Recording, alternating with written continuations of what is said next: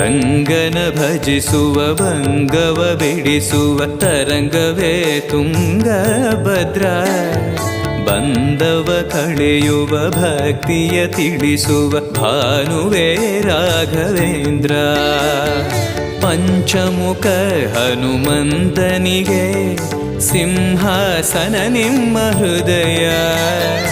ಅಂತರಂಗದಲ್ಲಿ ಬಂದಿರುವ ಜ್ಞಾನಮೂರ್ತಿ ಅಭಯ. ಪೂಜ್ಯಾಯ ರಾಘವೇಂದ್ರಾಯ ಸತ್ಯಧರ್ಮರತಾಯ ಚ ಭಜತಾಂ ಕಲ್ಪವೃಕ್ಷಾಯ ನಮತಾಂ ಕಾಮಧೇನವೇ. ಸಂಚಲ ತೀರಿಸುವ ಚಲನವ ಬಿಡಿಸುವ ಸದ್ಗುರು ರಾಘವೇಂದ್ರ. ಮಂದರಗಿರಿಯನ ಎತ್ತಿದ